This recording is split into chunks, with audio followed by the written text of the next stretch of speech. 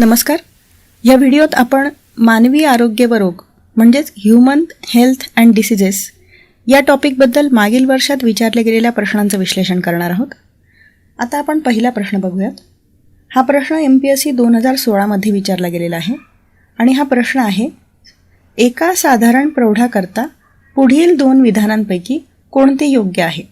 आणि त्यासाठी खाली 2 स्टेटमेंट्स दिलेली आहेत. त्यातलं पहिलं स्टेटमेंट आहे, रक्तात साधारण ग्लुकोजचे प्रमाण उपाशीपोटी हे 70 mg पर्यंत असावयास हवे. आणि दुसरं स्टेटमेंट आहे, जेवणानंतरचे रक्तातील सर्वसाधारण ग्लुकोजचे प्रमाण हे 140 mg पर्यंत असावयास हवे. आणि या दोघं स्टेटमेंट्सपैकी योग्य स्टेटमेंट कुठलं आहे ते आपल्याला इथे शोधायचं आहे. एकतर पहिलं स्टेटमेंट बरोबर आहे की दुसरं स्टेटमेंट बरोबर आहे की दोघंही स्टेटमेंट्स बरोबर आहेत किंवा दोघंही स्टेटमेंट्स चुकीचे आहेत हे आपल्याला सांगायचं आहे.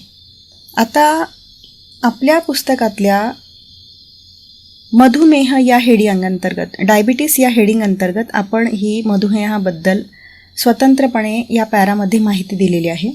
आणि या माहितीमध्ये आपण स्पष्ट म्हटलेलं आहे की निरोगी व्यक्तीच्या रक्तातील सर्वसाधारण ग्लुकोजची पातळी जर उपाशीपोटी मोजली तर ती 80 ते 120 mg/dl एवढी येते आणि तीच पातळी जेवणानंतर 140 mg/dl एवढी असू शकते. आणि जर मधुमेही व्यक्तीच्या रक्तातली ग्लुकोजची पातळी जर आपण उपाशीपोटी मोजली तर ती 120 mg/dl पेक्षा जास्त असते आणि जेवणानंतर ती 140 mg/dl पेक्षा जास्त आढळते. आता या इन्फॉर्मेशनवरून आपल्याला हे स्टेटमेंट्स चेक करायचे आहेत. स्टेटमेंट आहे, रक्तात साधारण ग्लुकोजचं प्रमाण उपाशीपोटी 70 mg पर्यंत असावयास हवं. कुणामध्ये? साधारण प्रौढासाठी म्हणजेच निरोगी व्यक्तीमध्ये. तर निरोगी व्यक्तीमध्ये रक्तात साधारणतः ग्लुकोजचं प्रमाण उपाशीपोटी 70 mg पर्यंत असावयास हवं. हे आपण आपल्या पुस्तकातल्या माहितीवरून चेक करणार आहोत. उपाशीपोटी निरोगी व्यक्तीच्या रक्तातलं सर्वसाधारण प्रमाण हे 80 ते 120 mg/dl एवढं असायला हवं. 80च्या खाली जर ग्लुकोज असेल तर त्या व्यक्तीला हायपोग्लायसेमिक कंडिशन निर्माण होऊ शकते. म्हणून इथे या इन्फॉर्मेशनवरून स्टेटमेंट हे योग्य नाही असं आपण म्हणू शकतो. म्हणजे स्टेटमेंट हे अयोग्य आहे. आता आपण दुसरं स्टेटमेंट चेक करणार आहोत. स्टेटमेंट आहे, जेवणानंतरचे रक्तातील सर्वसाधारण ग्लुकोजचे प्रमाण 140 मिलीग्रॅम पर्यंत असावयास हवे. आता जर निरोगी व्यक्तीच्या शरीरातलं आपण जेवणानंतरचं ग्लुकोजचं प्रमाण मोजलं, त्याच्या ग्लुकोजची पातळी मेजर केली तर ती 140 mg/dl एवढी असेल तर ती नॉर्मल कंडिशन आहे असं आपण म्हणू शकतो. त्यामुळे इथे सर्वसाधारण प्रौढाकरता विचारलं आहे म्हणजे निरोगी व्यक्तीमध्ये जेवणानंतरचं रक्तातील प्रमाण दिलेलं आहे आणि म्हणून हे स्टेटमेंट योग्य आहे असं आपण म्हणू शकतो. तर सर्वसाधारणपणे निरोगी व्यक्तीच्या रक्तातलं उपाशीपोटी जे ग्लुकोजचं प्रमाण असतं ते 80 ते 120 mg/dl एवढं असतं आणि जेवणानंतर तेच प्रमाण 140 मिलीग्रॅमपर्यंत असतं. त्यामुळे इथे स्टेटमेंट असणारा पर्याय आहे पर्याय क्रमांक 2 आणि म्हणून पर्याय क्रमांक 2 हा इथे योग्य पर्याय आहे असं आपण म्हणू शकतो. आता पुढचा प्रश्न आहे, पिवळा ताप म्हणजेच येलो फीवर हा रोग कशामुळे होतो? हा अत्यंत फॅक्च्युअल प्रश्न आहे आणि खाली त्यासाठी पर्याय दिलेले आहेत. आता पिवळा ताप जो असतो तो फ्लेवी या गटातल्या अर्बो विषाणूमुळे होतो. आणि ही इन्फॉर्मेशन जर तुम्हाला असेल तर तुम्हाला या प्रश्नाचं योग्य उत्तर अत्यंत इझिली देता येणार आहे आणि म्हणून या प्रश्नाचं योग्य उत्तर आहे पर्याय क्रमांक 1. आता पुढचा प्रश्न आहे, गॅम्बियन तापाचे प्रमुख लक्षण खालीलपैकी कोणते? आणि खाली हे पर्याय दिलेले आहेत. आता गॅम्बियन तापाला सर्वसाधारणपणे आफ्रिकन स्लीपिंग सिकनेस किंवा ट्रायपॅनोसोमा या नावानेही ओळखलं जातं. ही तुम्ही इन्फॉर्मेशन इथे लक्षात ठेवली पाहिजे. आणि आपण आपल्या सायन्स ऑल इन वन पुस्तकामध्ये आदिजीवजन्य रोग म्हणजे प्रोटोझोअल डिसीजेस या हेडिंग अंतर्गत ह्या स्वतंत्र पॅरामध्ये सर्व प्रकारचे आदिजीवजन्य रोग दिलेले आहेत. हे रोग कॉज करणारे आदिजीव, माध्यम, प्रसार, लक्षणे आणि औषधे या फॉर्ममध्ये आपण या प्रत्येक आदिजीवजन्य रोगाला एक्सप्लेन केलेला आहे. यातला जो गॅम्बियन आजार असतो तो ट्रायपॅनोसोमा गॅम्बियन्स या आदिजीवामुळे होतो. याचं माध्यम आहे ग्लॉसिन पॅल्पेलिस म्हणजेच रक्त शोषणाऱ्या सेत्से माशीद्वारे हा आजार पसरतो. याचा प्रसार साधारणतः पश्चिम व मध्य आफ्रिकेत झालेला आढळून आलेला आहे आणि याची लक्षणं आहेत, सगळ्यात महत्त्वाचं लक्षण आहे डोकेदुखी, ताप, खाज सुटणे, सांधेदुखी आणि यावर औषधंही उपलब्ध आहेत. आता एक गोष्ट इथे लक्षात ठेवायला हवी, आदिजीवजन्य रोग हे साधारणतः कीटकांद्वारे पसरतात, म्हणजे डासाद्वारे मलेरिया पसरतो. आणि या प्रकारच्या आदिजीवजन्य रोगांमध्ये साधारणतः डोकेदुखी आणि ताप ही 2 महत्त्वाची लक्षणं आढळून येतातच. आता इथे गॅम्बियन आजारामध्ये तुम्हाला विचारलेलं आहे, तर गॅम्बियन आजारामध्ये साधारणतः डोकेदुखी हे महत्त्वाचं लक्षण असतं आणि यावरून या आजाराचा प्रकार ओळखता येऊ शकतो आणि कुठल्या प्रकारचा आदिजीव या व्यक्तीच्या शरीरात असू शकतो हे सुद्धा ओळखायला थोडं इझी होऊ शकतं. आता या लक्षणांवरून आपल्याला या प्रश्नाचं उत्तर देता येणार आहे. तर गॅम्बियन तापाचं प्रमुख लक्षण आहे डोकेदुखी आणि म्हणून इथे पर्याय क्रमांक 1 हा योग्य पर्याय आहे. आता पुढचा प्रश्न आहे, कोणता विषाणू तोंडाद्वारे प्रवेश करून चेतासंस्थेवर परिणाम करतो? आणि त्यासाठी खाली हे पर्याय दिलेले आहेत. आता आपल्या पुस्तकातल्या पोलिओमायलिटिस या हेडिंग खालचा हा स्वतंत्र पॅरा बघा. त्यात पोलिओ या विषाणूमुळे पोलिओमायलिटिस होतो आणि पोलिओ हा विषाणू साधारणतः दूषित अन्न किंवा पाणी तत्सम पदार्थांद्वारे शरीरात प्रवेश करतो आणि तो आतड्यांच्या भित्तिकांद्वारे आपल्या रक्तामार्फत चेतासंस्थेवर हल्ला करू शकतो. माणसाच्या रक्तामार्फत तो चेतासंस्थेवर हल्ला करू शकतो. ही इन्फॉर्मेशन जर असली तर आपल्याला अशा प्रश्नांचे योग्य उत्तर देता येणार आहे. आणि म्हणून पोलिओ व्हायरस हा जो असतो तो अन्न आणि दूषित पाण्यामार्फत किंवा तत्सम पदार्थांमार्फत शरीरात प्रवेश करतो आणि रक्तामार्फत तो चेतासंस्थेवर हल्ला करतो आणि म्हणून या प्रश्नाचे योग्य उत्तर आहे पर्याय क्रमांक 2. आता पुढचा प्रश्न आहे, आरोग्य शिक्षण डॅश डॅशशी संबंधित नाही. आता हा अत्यंत कॉमन प्रश्न आहे. आता हा प्रश्न इथे मानवी आरोग्याशी संबंधित असल्यामुळे तो आपण या चॅप्टरमध्ये घेतलेला आहे. आता आरोग्य शिक्षण साधारणतः लोकांच्या दारूचं व्यसन सोडवणे, उघड्यावर शोषत बसण्यासाठी आळा घालणे, व्यसनं आणि दारिद्र्य यांच्याशी संबंधित सर्व गोष्टी बघणे, पाण्याचं प्रदूषण टाळणे, धूम्रपानाची सवय एखाद्याला असेल तर ती कमी करणे, प्राथमिक आरोग्य सेवेची सोय सर्व ठिकाणी करणे, या सर्व क्रायटेरियाशी संबंधित असतं. मात्र लोकांचं लसीकरण करणे आणि कुटुंब नियोजन शस्त्रक्रिया करणे हे दोघंही क्रायटेरिया हे आरोग्य शिक्षणाशी संबंधित नाहीत आणि सर्वसाधारण निकष लावून आपल्याला या प्रश्नाचं योग्य उत्तर अत्यंत इझिली देता येणार आहे. त्यामुळे वरचे जे निकष आहेत ते साधारणतः आरोग्य शिक्षण अंतर्गत येतात, मात्र ज आणि ग हे क्रायटेरिया आरोग्य शिक्षणाखाली येत नाहीत, त्या अंतर्गत येत नाहीत. म्हणून ज आणि ग हे पर्याय असणारा पर्याय आहे पर्याय क्रमांक 4 आणि तो पर्याय क्रमांक 4 इथे योग्य पर्याय आहे असं आपण म्हणू शकतो. आता पुढचा प्रश्न आहे, डॅश डॅश विषाणूच्या म्हणजे व्हायरसच्या संसर्गाने एड्स हा रोग होतो आणि त्यासाठी खाली हे पर्याय दिलेले आहेत. तर हा अत्यंत फॅक्च्युअल प्रश्न आहे. एड्स AIDS म्हणजेच ॲक्वायर्ड इम्युनो डिफिशियन्सी सिंड्रोम हा डिसीज विषाणूमुळे होतो आणि याचा पॉझिटिव्ह ऑर्गॅनिझम आहे HIV विषाणू. HIV विषाणू म्हणजेच ह्युमन इम्युनो डिफिशियन्सी व्हायरस. तर HIVचा लॉंग फॉर्म आहे ह्युमन इम्युनो डिफिशियन्सी व्हायरस. म्हणून इथे पर्याय क्रमांक 1 हा योग्य पर्याय आहे, ह्युमन इम्युनो डेफिशियन्सी व्हायरस.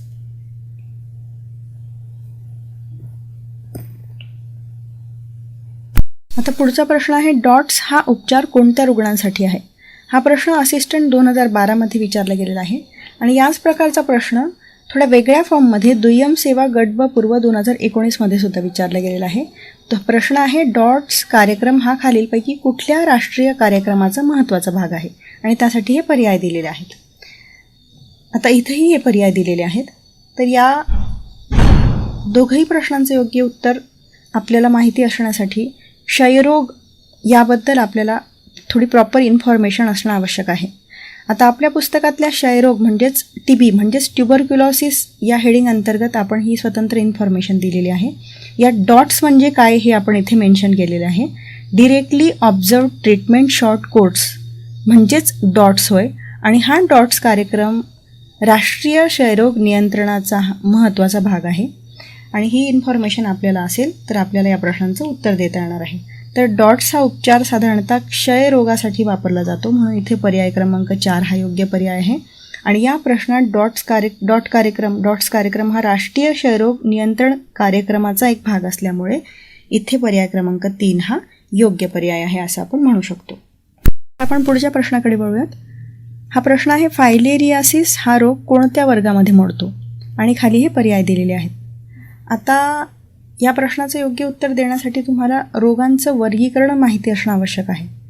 तर कालावधीनुसार, प्रसारानुसार आणि संसर्गानुसार रोगांचे वेगवेगळे प्रकार पडतात. कालावधीनुसार तीव्र रोग आणि दीर्घकालीन रोग या 2 प्रकारांमध्ये रोगाचं वर्गीकरण केलं जातं. आणि प्रसारानुसार प्रदेशानिष्ठ रोग, व्यापक रोग म्हणजे साथीचे रोग आणि सार्वदेशिक रोग या 3 प्रकारामध्ये रोगाचं वर्गीकरण केलं जातं. आता प्रदेशानिष्ठ रोग म्हणजेच काय? यालाच इंग्लिशमध्ये एंडेमिक असं म्हणतात.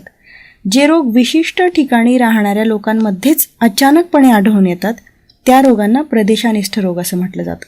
उदाहरणार्थ डेंग्यू. भारतात काही विशिष्ट ठिकाणी डेंग्यू, चिकनगुनिया, काला आजार, फायलेरियासिस यालाच हत्तीरोग असं म्हणतात आणि तो साधारणतः केरळ या एरियामध्ये आढळून आला होता. रेबीज, लेप्रसी यासारखे जे रोग असतात ते काही विशिष्ट ठिकाणीच आढळून आलेले आहेत, म्हणून त्यांचा समावेश प्रदेशानिष्ठ रोगांदरम्यान होतो. याचप्रमाणे व्यापक रोग जे असतात म्हणजे साथीचे रोग जे असतात ते चटकन पसरतात आणि एकाच वेळी अनेक व्यक्तींना संक्रमित करतात. आता असे रोग कुठले असतात? तर ते रोग असतात कॉलरा, मलेरिया, टायफॉईड, TB आणि या सर्व प्रकारच्या आजारांचा समावेश व्यापक रोगांमध्ये होतो म्हणजे साथीच्या रोगांमध्ये होतो. आणि सार्वदेशिक रोग कोणते असतात? पॅन्डेमिक डिसीजेस आपण त्यांना म्हणतो. सध्या जी पॅन्डेमिक सिच्युएशन अराईज झालेली आहेत त्या सिच्युएशनशी संबंधित अनेक बातम्या आपण आता रोज TV बघतो आणि वर्तमानपत्रात सुद्धा वाचतो. त्यामुळे तुम्हाला हा शब्द तसा फार वेगळा नाही आहे. त्यामुळे सार्वदेशिक रोग म्हणजे पॅन्डेमिक डिसीजेस जे असतात ते व्यापक रोग असतात आणि ते चटकन जगभर पसरतात. अशा रोगांना पॅन्डेमिक डिसीजेस असं म्हणतात. तर सध्याचे कोविड-19 हा आजार जो आहे आणि त्याचप्रमाणे एड्स, स्पॅनिश फ्लू यांसारखे जे आजार आहेत त्या आजारांचा समावेश सार्वदेशिक रोगांमध्ये केला जातो. तर आता आपल्याला प्रश्नाकडे वळायचं आहे. फायलेरियासिस रोग हा नेमका यापैकी कोणत्या प्रकारचा रोग आहे ते आपल्याला ठरवायचं आहे. तर फायलेरियासिस म्हणजेच हत्ती रोग हे साधारणतः विशिष्ट एरियामध्ये राहणाऱ्या लोकांनाच आढळून आले. तर आता फायलेरियासिस हा संपूर्ण देशात पसरला किंवा जगात पसरला असं नाही झालं. विशिष्ट एरियामध्येच तो अचानकपणे आढळून आलेला आहे आणि म्हणून त्याला प्रदेशानिष्ठ रोगामध्ये समाविष्ट केलेलं गेलेलं आहे, एंडेमिक डिसीजेसमध्ये समाविष्ट केले गेलेलं आहे. तर तो एक प्रकारचा प्रदेशानिष्ठ रोग असल्यामुळे, प्रदेशानिष्ठ रोगामध्ये तो समाविष्ट झालेला असल्यामुळे या प्रश्नाचं योग्य उत्तर आहे पर्याय क्रमांक 1. आता पुढचा प्रश्न आहे, फिलॅरियासिसची रक्त चाचणी करण्याकरता कोणती वेळ सर्वोत्तम आहे? फिलॅरियासिस म्हणजेच फायलेरियासिस म्हणजेच हत्तीरोग आणि याची रक्त चाचणी करण्याची सर्वोत्तम वेळ विचारलेली आहे आणि खाली हे पर्याय दिलेले आहेत.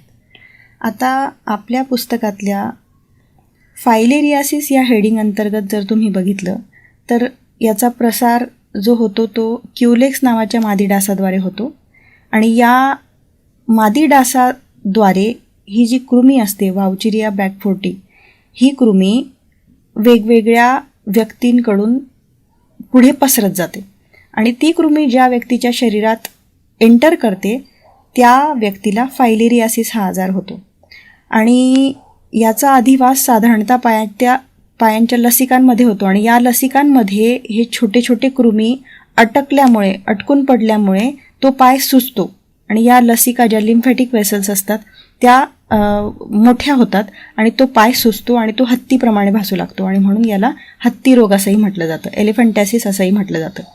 तर या कृमींमुळे हा आजार होतो आणि साधारणतः ही लक्षणं जी असतात ती पाय, तळवे, मांड्या, शिश्नाबाहेरील पिशवी या सगळ्या एरियांमध्ये हे कृमी एंटर केल्यामुळे, त्या लसिका संस्थांमुळे त्यांनी एंटर केल्यामुळे आणि तिथे ते अटकल्यामुळे तिथे सूज येते.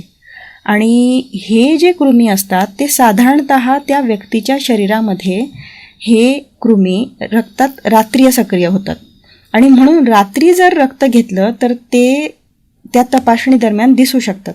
याला मिडनाईट सॅम्पलिंग असंही म्हणतात. फायलेरियासिसमध्ये मिडनाईट सॅम्पलिंग केलं जातं. तर ही इन्फॉर्मेशन तुम्हाला असेल आणि त्यासाठी औषधही आपण इथे मेन्शन केलेलं आहे. तर ही संपूर्ण इन्फॉर्मेशन तुम्हाला फायलेरियासिस या डिसीजच्या बाबतीत असेल तर तुम्हाला अशा प्रश्नांचं उत्तरं इझिली देता येणार आहे. तर फायलेरियासिससाठी रिस्पॉन्सिबल असणारे वाउचेरिया बॅकफोर्टी यासारखी कृमी जे असतात ते साधारणतः त्या पेशंटच्या शरीरामध्ये रात्रीच सक्रिय होत असतात. साधारणतः ते रात्री सक्रिय झाल्यामुळे मिडनाईट सॅम्पलिंग त्यांचं केलं जातं, म्हणजे रात्री त्यांचं रक्त घेतलं जातं आणि ते तपासणीसाठी लॅबमध्ये पाठवलं जातं आणि ते कृमी सापडण्याची तिथे जास्तीत जास्त शक्यता असते. म्हणून या प्रश्नाचं योग्य उत्तर आहे पर्याय क्रमांक 4. आता पुढचा प्रश्न आहे, मलेरिया रोग डॅश डॅशमुळे होतो आणि खाली हे पर्याय दिलेले आहेत. आता मलेरिया हा रोग साधारणतः आदिजीवजन्य रोग असल्यामुळे तो आदिजीवांमुळे होतो. तर आदिजीव कुठले कुठले असतात हे पण आपल्याला इथे माहिती असणं आवश्यक आहे. आता आपण आपल्या पुस्तकातल्या मलेरिया आजार कसा पसरतो ह्या अंतर्गत याची संपूर्ण माहिती देणारा हा पॅरा दिलेला आहे आणि यात आपण स्पष्ट म्हटलेलं आहे की प्लाझ्मोडियम आदिजीव हा जो असतो, म्हणजे प्लाझ्मोडियम नावाचा आदिजीव म्हणजे प्रोटोझोआ हा मानव आणि ॲनोफिलस मादी डास जो असतो त्या दोघांच्या शरीरात आळीपाळीने राहतो आणि आपला आयुष्यकाल पूर्ण करतो. थोडक्यात त्याचा आयुष्यकाल पूर्ण करण्यासाठी प्लाझ्मोडियमला स्वतःचा आयुष्यकाल पूर्ण करण्यासाठी मानव आणि ॲनोफिलस मादी डास या दोघंही पोशिंद्यांची आवश्यकता असते आणि या ॲनोफिलस मादी डासाद्वारे तो मानवामध्ये एंट्री करतो आणि त्यानंतर उरलेला आपला आयुष्यकाळ पूर्ण करतो. तर थोडक्यात या इन्फॉर्मेशनवरून तुम्हाला कळलेलं आहे की डास हा इथे रिस्पॉन्सिबल आहे या प्लाझ्मोडियम आदिजीवाला मानवामध्ये एंटर करण्यासाठी आणि मानवात तो एकदाचा हा आदिजीव एंटर झाला तर मानवाला मलेरिया हा डिसीज होतो. तर यामुळे या प्रश्नाचं योग्य उत्तर आहे प्लाझ्मोडियम हा आदिजीव आहे आणि मलेरिया हा रोग आदिजीवामुळे होतो. प्लाझ्मोडियममुळे मलेरिया रोग होत असतो म्हणून इथे या प्रश्नाचं योग्य उत्तर आहे पर्याय क्रमांक 1. आता पुढचा प्रश्न आहे, पुढील 2 विधानांपैकी कोणते विधान योग्य आहे आणि त्यासाठी हे 2 स्टेटमेंट्स दिलेले आहेत. पहिलं स्टेटमेंट आहे, उपदाने ही उपचार म्हणून स्टिरॉइडसारखी असतात आणि पुढचं स्टेटमेंट आहे, स्टिरॉइड टिकून राहणारा इलाज आश्वासित करतात आणि त्यासाठी हे पर्याय दिलेले आहेत. आता आपल्या पुस्तकात कृत्रिम स्टिरॉइड्स या हेडिंग अंतर्गत आपण हा स्वतंत्र पॅरा दिलेला आहे. आता जे नैसर्गिक स्टिरॉइड्स असतात ते ऑलरेडी आपल्या शरीरात असतात आणि त्यांची विविध कार्य असतात. अशीच स्टिरॉइड्स लॅब्समध्ये तयार केली गेल्यावर या स्टिरॉइड्सनं म्हणायचं कृत्रिम स्टिरॉइड्स. ही मानवाने तयार केलेली कृत्रिम रसायनं असतात आणि ती नैसर्गिक स्टिरॉइड्ससारखीच काम करतात, ती संप्रेरकांसारखीच काम करतात आणि अशा रसायनांना कॉर्टिकोस्टिरॉइड्स असं म्हटलं जातं. आता ही रसायनं साधारणतः काय करतात तर सूज कमी करणे, शरीर प्रकृती वाढवणे म्हणजे बॉडी बिल्डिंगसाठी, म्हणजे काही खेळाडू असतात ते शरीरयष्टी वाढवण्यासाठी साधारणतः असे स्टिरॉइड्स घेत असतात. तुम्ही बऱ्याचदा बातम्यांमध्ये सुद्धा हा शब्द ऐकला असेल, तो स्टिरॉइड घेतो असं म्हणतात, ड्रग्ज घेतात असं म्हणतात. तर हे स्टिरॉइड्स घेतले तर बॉडी बिल्डिंगसुद्धा प्रॉपर होते, शरीरयष्टी वाढते आणि त्यासाठी हे स्टिरॉइड्स वापरले जातात. आता हे स्टिरॉइड्स जे असतात ते तात्पुरत्या इलाजासाठी वापरले जातात, म्हणजे काही वेळा शरीराची इम्युनिटी कमी करणं गरजेचं असतं, शरीराला सूज आलेली असेल तर ती सूज कमी करणं गरजेचं असतं आणि अशा ठिकाणी जर ही कृत्रिम स्टिरॉइड्स वापरली गेली तर त्यांचा फायदा होतो.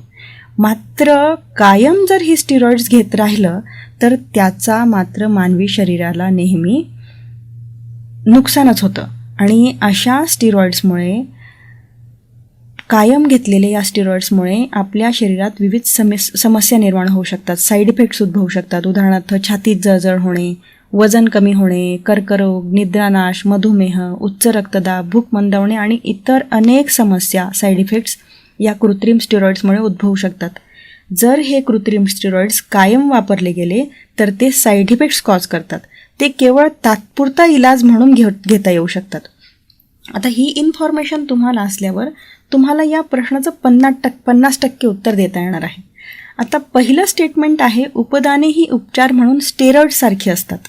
आता तुम्हाला माहिती आहे की स्टिरॉइड्स हे टिकून राहणारा इलाज आश्वासित करत नाहीत, ते टेम्पररी ट्रीटमेंट म्हणून देता येतात, तात्पुरता इलाज आश्वासित करतात, कारण कायम जर ते घेतलं तर ते साईड इफेक्ट्स शरीरात कॉज करतात.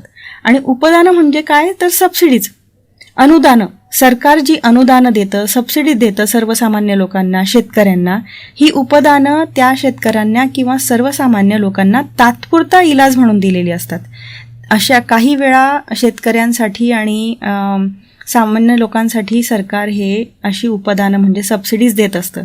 ही उपदानं त्यांना थोड्या काळासाठी दिली तर ती योग्य असतात, मात्र कायम जर या सबसिडीज सरकार देत गेलं तर ते एकूण सर्वसामान्य लोकांसाठी आणि त्यातल्या त्यात अर्थव्यवस्थेसाठी सुद्धा अयोग्य असतं.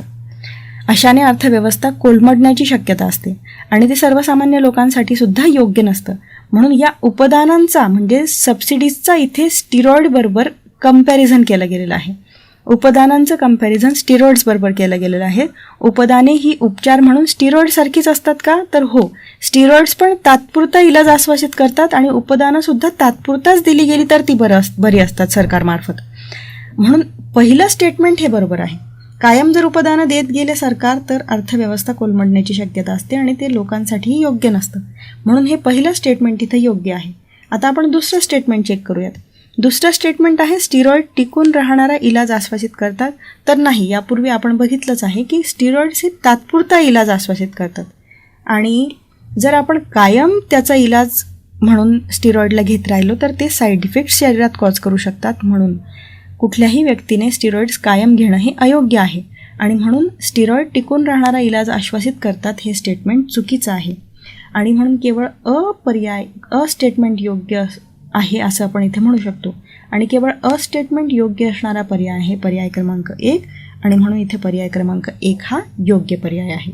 आता पुढचा प्रश्न आहे HIV म्हणजेच एड्सचा प्रसार खालील पद्धतीने काळजी घेतल्यास थांबविता येतो आणि त्यासाठी हे खाली स्टेटमेंट्स दिलेले आहेत. पहिलं स्टेटमेंट आहे रक्तदात्यांच्या रक्ताची चाचणी. दुसरं स्टेटमेंट आहे लैंगिक संबंधादरम्यान काळजी घेणे आणि लैंगिक रोगांचा योग्य उपचार करणे. तिसरा स्टेटमेंट आहे एकमेकांच्या सुया न वापरणे आणि चौथं स्टेटमेंट आहे योग्य औषधोपचाराने आईकडून बाळाकडे रोगाचे संक्रमण टाळणे आणि या स्टेटमेंटसाठी हे खाली पर्याय दिलेले आहेत. आता यासाठी तुम्हाला एड्सचा प्रसार नेमका कशामुळे होतो हे माहिती असणं आवश्यक आहे. तर एड्सचा प्रसार संसर्गित व्यक्तीशी शरीरसंबंध ठेवल्याने होतो. या शरीरसंबंधादरम्यान जर व्यवस्थित काळजी घेतली गेली तर या रोगाला आळा बसतो. संसर्गित रक्त निरोगी व्यक्तीस दिल्यानेही हा प्रसार होतो. याचा अर्थ संसर्गित रक्त न घेतल्याने आणि कुठलंही रक्त घेण्याआधी ते व्यवस्थित चाचणी करून तपासून मग ते घेतल्याने या रोगास आळा बसू शकतो. पुढचं स्टेटमेंट आहे संसर्गित व्यक्तीसाठी वापरलेली इंजेक्शनची सुई निरोगी व्यक्तीसाठी वापरल्याने, म्हणजे यानेही हा प्रसार होऊ शकतो. थोडक्यात काय तर संसर्गित व्यक्तीची सुई किंवा तत्सम त्यासारखे पदार्थ न वापरल्याने हा आजार टळू शकतो.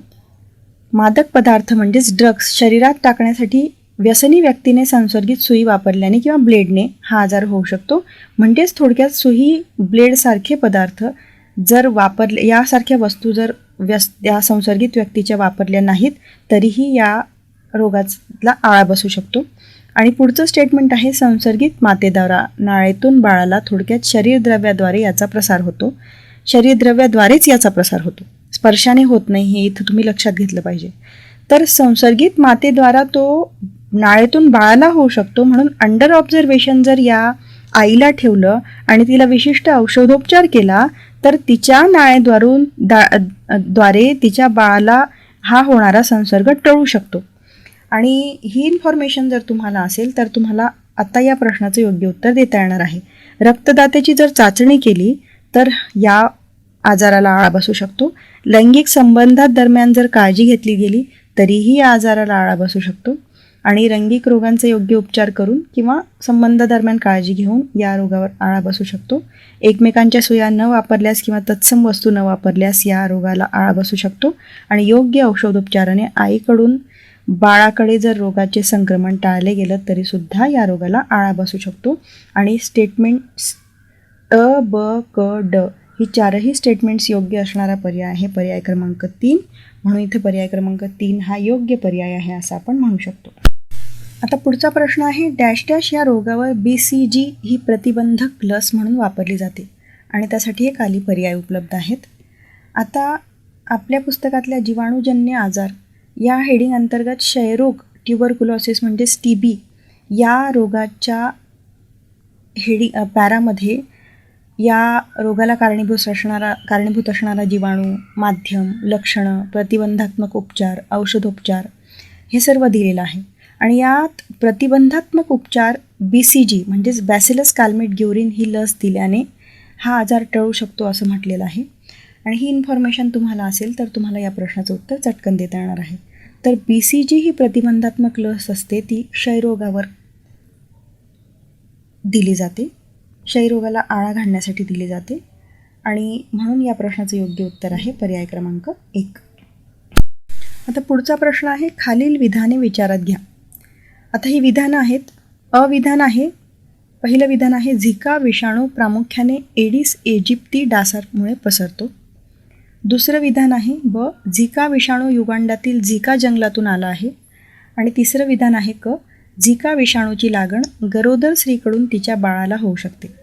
आणि वरीलपैकी कोणती विधाने बरोबर आहेत ती आपल्याला सांगायची आहे. आता आपल्या पुस्तकातल्या विषाणूजन्य रोग या हेडिंगखाली झिका विषाणू याचा स्वतंत्र पॅरा दिलेला आहे आणि यात आपण स्पष्ट म्हटलेलं आहे की झिका विषाणू हा फ्लेविव्हायरस फॅमिलीमधला सदस्य असून तो युगांडामधील झिका जंगलातल्या माकडांद्वारे पसरला होता. म्हणजे त्या माकडांमध्ये तो सुरुवातीला बघायला मिळाला आणि त्याद्वारे तो पसरला होता व्यक्तींमध्ये. आता याचं माध्यम आहे एडिस इजिप्ती डास, म्हणजे तो कीटकांमार्फत पसरतो. तर एडिस इजिप्ती डासामध्ये हा विषाणू एंटर करतो आणि तिथून तो व्यक्तींमध्ये पसरू शकतो. आणि साधारणतः गर्भवती महिलेला या विषाणूचा जर प्रादुर्भाव झाला तर तिच्या गर्भातलं बाळ हे थोडंसं त्याच्या मेंदूची वाढ खुंटण्याची शक्यता असते. आणि ही इन्फॉर्मेशन जर तुम्हाला असेल तर या प्रश्नाचं उत्तर तुम्हाला देता येणार आहे. आता झिका विषाणू हा प्रामुख्याने एडिस इजिप्ती डासामुळे पसरतो हे तुम्हाला माहितीच आहे. हा विषाणू युगांडातील झिका जंगलातून आला आहे हे पण तुम्हाला या इन्फॉर्मेशनवरून माहिती झालं आहे. आणि झिका विषाणूची लागण गरोदर स्त्रीकडून तिच्या बाळाला होऊ शकते ही इन्फॉर्मेशन तुम्हाला आहे आणि त्यामुळे तिच्या बाळाच्या मेंदूचा विकास खुंटू शकतो ही इन्फॉर्मेशन तुम्हाला आता माहिती झालेली आहे. त्यामुळे इथे स्टेटमेंट अ, ब आणि क योग्य आहेत आणि अ, ब, क योग्य स्टेटमेंट असणारा पर्याय आहे पर्याय क्रमांक 4. म्हणून इथे पर्याय क्रमांक 4 हा योग्य पर्याय आहे असं आपण म्हणू शकतो. आता पुढचा प्रश्न आहे, इन्फेक्शियस हिपेटायटिस सामान्यतः विष्ठा, तोंडाद्वारे अन्न, पेय किंवा शेलमासा जो प्रदूषित पाण्यात राहतो व ज्याच्या पचनसंस्थेमध्ये विषाणू असतो यांच्यामुळे प्रसारित होणारा रोग आहे. खालीलपैकी कोणता विषाणू या रोगास कारणीभूत असतो ते लिहा. आणि खाली हे पर्याय दिलेले आहेत.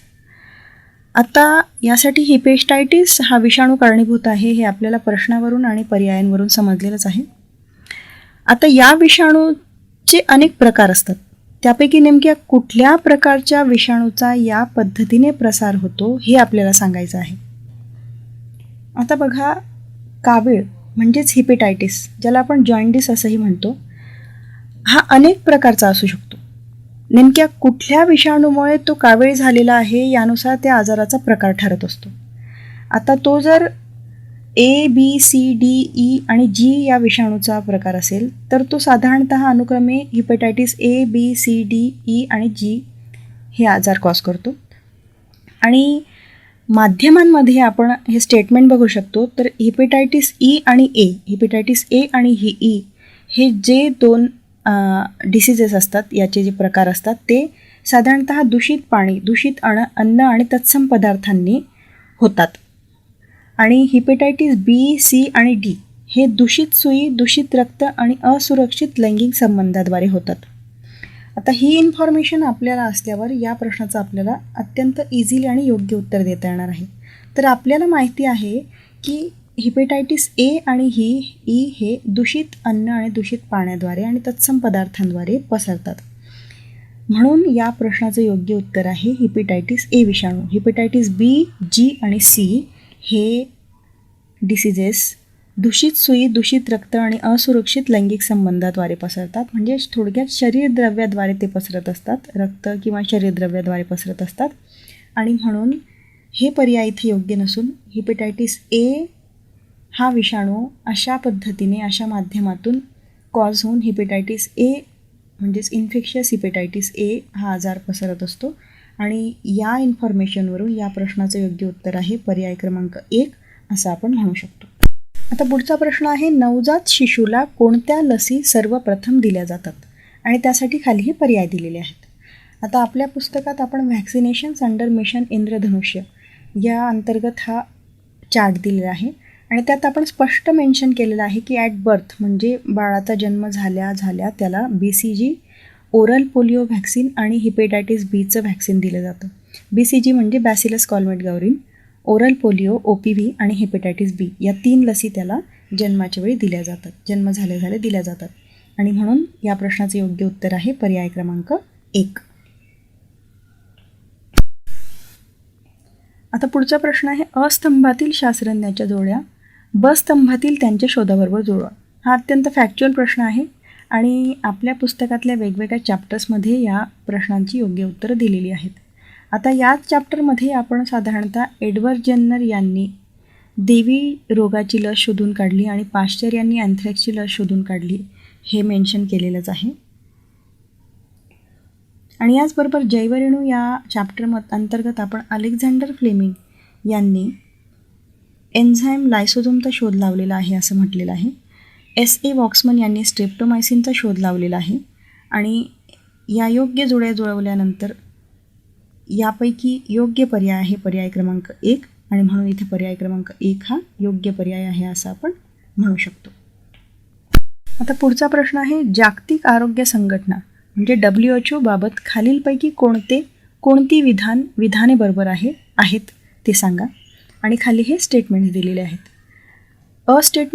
अविधान आहे, प्रत्येक वर्षी 7 एप्रिल हा दिवस जागतिक आरोग्य संघटनेच्या प्रायोजकतेखाली जागतिक आरोग्य दिन म्हणून साजरा केला जातो.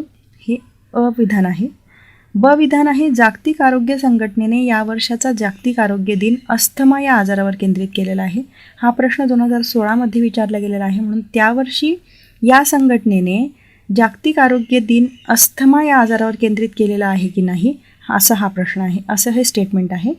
आणि स्टेटमेंट आहे, जागतिक आरोग्य संघटनेचे मुख्यालय न्यूयॉर्कमध्ये आहे. आता आपल्या पुस्तकातल्या या माहितीवरून आपल्याला या प्रश्नाचे योग्य उत्तर द्यायचं आहे. तर आपण संकीर्ण या हेडिंग अंतर्गत मेन्शन केलेलं आहे की 7 एप्रिल हा दिवस जागतिक आरोग्य संघटने अंतर्गत WHO अंतर्गत जागतिक आरोग्य दिन म्हणून साजरा केला जातो. आणि 2016ची जी थीम होती म्हणजे प्रत्येक वर्षी या दिनानिमित्त एक थीम ठेवली जाते WHO मार्फत आणि मागील काही वर्षाच्या थीम्स आपण इथे दिलेल्या आहेत. प्रश्न 2016मध्ये विचारला गेलेला असल्यामुळे त्यावर्षी डायबिटीस ही थीम होती आणि या पर्यायामध्ये दिलेला आहे की प्रत्येक वर्षी 7 एप्रिल हा दिवस जागतिक आरोग्य संघटनेच्या प्रायोजकतेखाली जागतिक आरोग्य दिन म्हणून साजरा केला जातो का, तर हो. आणि जागतिक आरोग्य संघटनेचा 2016 या वर्षाचा जागतिक आरोग्य दिन अस्थमा या आजारावर केंद्रित झालेला आहे का, तर नाही, तो डायबिटीस या आजारावर केंद्रित झालेला आहे, म्हणून हे स्टेटमेंट रॉंग आहे. आणि जागतिक आरोग्य संघटनेचं मुख्यालय न्यूयॉर्क इथे आहे का, तर आपल्याला माहिती की WHOचं मुख्यालय हे न्यूयॉर्कमध्ये नाही आहे, म्हणून हे स्टेटमेंटसुद्धा अयोग्य आहे. म्हणून स्टेटमेंट अयोग्य असणारा पर्याय आहे पर्याय क्रमांक 1, म्हणून इथे पर्याय क्रमांक 1 हा योग्य पर्याय आहे असं आपण म्हणू शकतो. आता पुढचा प्रश्न आहे, HIV लागणच्या व्यवस्थापन आणि उपचारासाठी कोणते औषध वापरतात आणि खाली हे स्वतंत्र पर्याय दिलेले आहेत. आता यासाठी आपल्याला एड्सवर कुठल्या उपचार पद्धती उपलब्ध आहेत ते माहिती असणं आवश्यक आहे. तर उपचार या हेडिंग दरम्यान एड्स या डिसीज अंतर्गत या हेडिंग अंतर्गत असलेल्या या पॅरामधल्या उपचार या हेडिंग दरम्यान आपण अनेक औषधी इथे मेन्शन केलेल्या आहेत.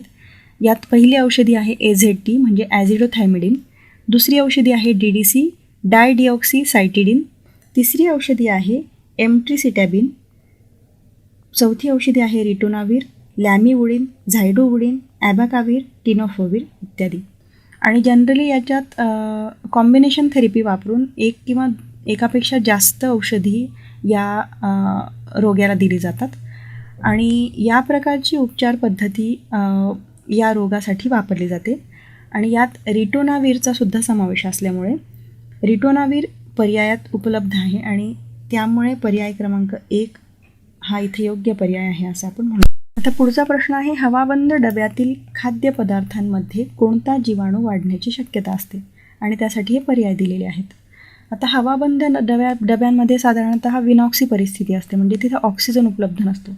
जे सूक्ष्मजीव विनॉक्सी परिस्थितीत राहतात, ऑक्सिजन शिवाय राहतात, ते सूक्ष्मजीव साधारणतः अशा ठिकाणी वाढण्याची शक्यता असते. म्हणजे साधारणतः कॅन्ड फूड आपण ज्या डब्यांमध्ये फूड पॅक करतो आणि असे कॅन केलेले डबे जर व्यवस्थित पॅक केलेले नसतील, प्रॉपर काळजी घेऊन किंवा प्रॉपर चांगल्या प्रकारे तिथल्या कंडिशन मेंटेन करून जर पॅक केलेले नसतील तर अशा ठिकाणी अशा विनॉक्सची परिस्थितीत वाढणाऱ्या सूक्ष्मजीवांची वाढ घडून येऊ शकते. तर आपण आपल्या जैवरेणू या हेडिंग अंतर्गत म्हटलेलंच आहे की उपयुक्त सूक्ष्मजीव सोडले तर इतर रोगकारक सूक्ष्मजीव असतात, ज्यात जीवाणू, विषाणू, आदिजीव आणि कवकांचा समावेश होतो. त्यापैकी काही विनॉक्सशी श्वसनीय असतात आणि हे अत्यंत हार्मफुल असतात. ते माणसासाठी फार घातक असू शकतात आणि असे जीवाणू असतात क्लॉस्ट्रिडियमसारखे जीवाणू. आणि साधारणतः हे क्लॉस्ट्रिडियम जीवाणू जे असतात ते विनॉक्सशी श्वसनीय असल्यामुळे ते अशा हवाबंद डब्यांमध्ये वाढण्याची दाट शक्यता असते. आणि इथे क्लॉस्ट्रिडियम हा पर्याय इथे उपलब्ध असल्यामुळे या ठिकाणी योग्य पर्याय आहे पर्याय क्रमांक 4, क्लॉस्ट्रिडियम. पर्याय क्रमांक 4. आता पुढचा प्रश्न आहे, पहिल्या महायुद्धाच्या वेळी 1,00,000पेक्षा जास्त लोक ट्रेंच फीवर नावाच्या रोगाने पीडित होते. या रोगाचा कारक ओळखा. आणि खालीही पर्याय दिलेले आहेत. आतापर्यंत जी 2 महायुद्ध झाली त्या महायुद्धादरम्यान जे कॉन्सन्ट्रेशन कॅम्प्स असायचे, म्हणजे ज्या ठिकाणी लोकांना बंदी बनवून ठेवलं जायचं किंवा सर्व सैनिकांच्या राहण्याची व्यवस्था केलेली असायची, त्या ठिकाणी बऱ्याचदा अन्नाच्या कमतरतेमुळे किंवा आणि अस्वच्छतेमुळे अनेक रोग पसरायचे. आणि एकूणच तिथल्या लोकांची रोगप्रतिकारक शक्ती कमी झालेली असल्यामुळे आणि अस्वच्छता असल्यामुळे तेथील व्यक्तींच्या शरीरावरील उवांद्वारे म्हणजे बॉडी लाईजद्वारे काही सूक्ष्मजीव अशा ठिकाणी एका व्यक्तीकडून दुसऱ्या व्यक्तीत पसरायचे. आणि याच प्रकारे पहिल्या महायुद्धादरम्यान 5 डे फीवर म्हणजेच ट्रेंच फीवर हा आजार पसरला होता. आणि हा आजार बार्टोनेला क्विंटाना या सूक्ष्मजीवामुळे झाला होता. आता या सूक्ष्मजीवामुळे हा आजार पसरला होता आणि याचं माध्यम होतं उवा म्हणजेच बॉडी लाईज. या बॉडी लाईजद्वारे म्हणजेच उवांद्वारे बॉडी लाईजद्वारे एका व्यक्तीकडून हा आजार दुसऱ्या व्यक्तीकडे पसरत गेला आणि या आजारात सुमारे 1,00,000पेक्षा याप्रमाणे जास्त लोक पीडित होऊन मृत्यूही पावले होते. त्याचप्रमाणे दुसऱ्या महायुद्धात दरम्यानसुद्धा टायफस फीवर म्हणजे हा एपिडेमिक डिसीज होता. तो आजार रिकेट्शिया प्रोवॅझेकी या सूक्ष्मजीवांमुळे झाला होता आणि हा सूक्ष्मजीवसुद्धा उवांद्वारे बॉडी लाईजद्वारे एका व्यक्तीकडून दुसऱ्या व्यक्तीकडे संक्रमित झाला होता. या आजारामुळे सुद्धा 1,00,000पेक्षा जास्त लोक पीडित झाले होते व मृत्यूही पावले होते. आता हा आजारसुद्धा पहिल्या महायुद्धादरम्यान पसरला होता, पण त्याचं प्रमाण as compared to 5 day fever म्हणजे ट्रेंच फीवरपेक्षा कमी होतं. आता या इन्फॉर्मेशनवरून आपल्याला या प्रश्नाचं उत्तर देता येऊ शकतं. तर पहिल्या महायुद्धादरम्यान एका वेळी 1,00,000पेक्षा जास्त लोक ट्रेंच फीवर नावाच्या रोगाने पीडित झाले होते. या रोगाचा कारक ओळखा. तर या रोगाचा कारक आहे म्हणजे सूक्ष्मजीव जो रिस्पॉन्सिबल आहे या डिसीजसाठी तो आहे बार्टोनेला क्विंटाना. म्हणून या प्रश्नाचं योग्य उत्तर आहे पर्याय क्रमांक 1. आता पुढचा प्रश्न आहे, सिरम इन्स्टिट्यूट ऑफ इंडिया कोणत्या रिकॉम्बिनंट लसीचे उत्पादन व वितरण करते? प्रश्न व्यवस्थित बघा. सिरम इन्स्टिट्यूट ऑफ इंडिया कोणत्या रिकॉम्बिनंट लसीचं उत्पादन आणि वितरण करते? आणि त्यासाठी खाली पर्याय दिलेले आहेत. आता पुण्यात स्थित असलेली सिरम इन्स्टिट्यूट ही अनेक लसींचं उत्पादन आणि वितरण करते. काही विशिष्ट लसींचं ती केवळ वितरण करते आणि काही लसींचं स्वतः उत्पादन करते आणि त्यांचं वितरणही करते. आता आपल्याला इथे अशी रिकॉम्बिनंट लस शोधायची आहे ज्या लसीचं ही इन्स्टिट्यूट उत्पादन देखील करते आणि वितरण देखील करते. आता हा पॅरा बघा. Serum institute of India producers and suppliers हे जे प्रोडक्ट्स आहेत या अंतर्गत ही माहिती दिलेली आहे आणि ह्या सर्व प्रोडक्ट्सचं स्वतः सिरम इन्स्टिट्यूट उत्पादन देखील करते आणि वितरण देखील करते. आता यात आपल्याला रिकॉम्बिनंट प्रोडक्ट्स शोधायचे आहेत. आता रिकॉम्बिनंट प्रोडक्ट्स जे आहेत ते प्रोडक्ट्स आहेत खालीलप्रमाणे आणि या प्रोडक्ट्समध्ये हिपॅटायटिस बी हे वॅक्सिन आहे, हिपॅटायटिस बी ही लस आहे, रिपॉयटिन हे व्हायरल इंजेक्शन आहे, रेबिशिल्ड हे रेबीज ह्युमन मोनोक्लोनल अँटीबॉडी आहे. आता प्रश्न विचारलेला आहे की सिरम इन्स्टिट्यूट ही कोणत्या रिकॉम्बिनंट लसीचं उत्पादन आणि वितरण करते? तर बघा इथे रिपॉयटिन जे आहे ते इंजेक्शन आहे, हे व्हायरल इंजेक्शन आहे रिपॉयटिन. आपल्याला रिकॉम्बिनंट लस विचारलेली आहे आणि लस आहे हिपॅटायटिस बी. आता रेबिशिल्ड जे आहे ते मोनोक्लोनल अँटीबॉडीज आहेत आणि हिपॅटायटिस बी हे केवळ व्हॅक्सिन आहे आणि आपल्याला रिकॉम्बिनंट व्हॅक्सिन विचारलेलं असल्यामुळे, रिकॉम्बिनंट लस विचारलेले असल्यामुळे इथे या प्रश्नाचे योग्य पर्याय आहे पर्याय क्रमांक 3, हिपॅटायटिस बीची लस. आता पुढचा प्रश्न आहे, खालीलपैकी कोणता विषाणूजन्य यकृत रोग आहे ज्याचा संसर्ग दूषित रक्त चढवल्याने किंवा दूषित सुईतून होतो? आणि त्यासाठी खाली हे पर्याय दिलेले आहेत. आता इथे आपल्याला असा विषाणूजन्य यकृत रोग शोधायचा आहे ज्याचा संसर्ग दूषित रक्त चढवल्याने किंवा दूषित सुईद्वारे होतो. आता आपल्या पुस्तकातला हा पॅरा बघा. कावीळ हा अनेक प्रकारचा असू शकतो. म्हणजे ABCDE आणि G हे विषाणू असणारा विशिष्ट कावीळ असू शकतो. म्हणजे या प्रत्येक विषाणूनुसार या कावीळीचा प्रकार ठरत असतो. आता हिपॅटायटिस A आणि हा दूषित पाणी आणि दूषित अन्नाद्वारे पसरतो हे आपल्याला माहिती आहे. हिपॅटायटिस A आणि E हा दूषित पाणी, दूषित अन्न आणि तत्सम पदार्थांद्वारे पसरत असतो. हिपॅटायटिस B, C आणि D हा दूषित सुई, दूषित रक्त आणि असुरक्षित लैंगिक संबंधाद्वारे पसरतो. आणि हे सर्व हिपॅटायटिस कॉज करणारे विषाणू असतात, ते यकृतावर हल्ला करतात. त्यामुळे यकृत यामध्ये साधारणतः खराब होतं. आणि ही इन्फॉर्मेशन आपल्याला असल्यावर आता आपल्याला या प्रश्नाचे योग्य उत्तर देता येणार आहे. यात पर्याय आहेत AIDS, hepatitis B, hepatitis A आणि रुबेला. यात एड्स आणि रुबेला हे पर्याय यात नाही आहेत. प्रश्न राहिला हिपॅटायटिस B आणि हिपॅटायटिस Aचा. तर आपल्याला माहिती आहे की हिपॅटायटिस A आणि E हे दूषित पाणी आणि दूषित अन्न यासारख्या तत्सम पदार्थांनी पसरतात. तर हिपॅटायटिस B, C, D आणि G हे रोग साधारणतः दूषित सुई आणि दूषित रक्तांद्वारे पसरत असतात. तर या इन्फॉर्मेशनवरून या प्रश्नाचं योग्य उत्तर आपल्याला देता येणार आहे. तर हे यकृतावर हल्ला करतात म्हणून हे यकृत रोग आहे, विषाणूजन्य रोग आहेत आणि ते दूषित रक्त चढवल्याने दूषित सुईतून होतात. आणि असा रोग आहे हिपॅटायटिस B. म्हणून या प्रश्नाचं योग्य उत्तर आहे पर्याय क्रमांक 2. आता पुढचा प्रश्न आहे, DPT vaccine is administered to prevent diseases like. म्हणजे DPT लसीकरण हे खालीलपैकी कुठल्या रोगांपासून संरक्षण पुरवतं? आणि खाली हे पर्याय दिलेले आहेत. तर DTP लसीकरण साधारणतः डिफ्थेरिया, टिटेनस आणि पर्टिट्यूस या रोगांपासून संरक्षण पुरवत असतं. आणि हा अत्यंत फॅक्च्युअल प्रश्न असल्यामुळे या प्रश्नाचं तुम्हाला ही इन्फॉर्मेशन असल्यावर अत्यंत सोप्या पद्धतीने उत्तर देता येणार आहे. आणि यामुळे या प्रश्नाचं योग्य उत्तर आहे पर्याय क्रमांक 2. आता पुढचा प्रश्न आहे, एड्स व्हायरस डिस्ट्रॉईज. एड्सचा विषाणू डॅश डॅश नष्ट करतो. आणि खाली हे पर्याय दिलेले आहेत. आता बघा, एड्स या हेडिंग अंतर्गत आपण एड्सबद्दल सर्व इन्फॉर्मेशन या पॅरामध्ये दिलेली आहे. आणि यात आपण स्पष्ट म्हटलेलं आहे की HIV हा जो विषाणू असतो तो सर्वात आधी हेल्पर टी सेल्सवर म्हणजेच टी लिम्फोसाईट्सवर अटॅक करतो.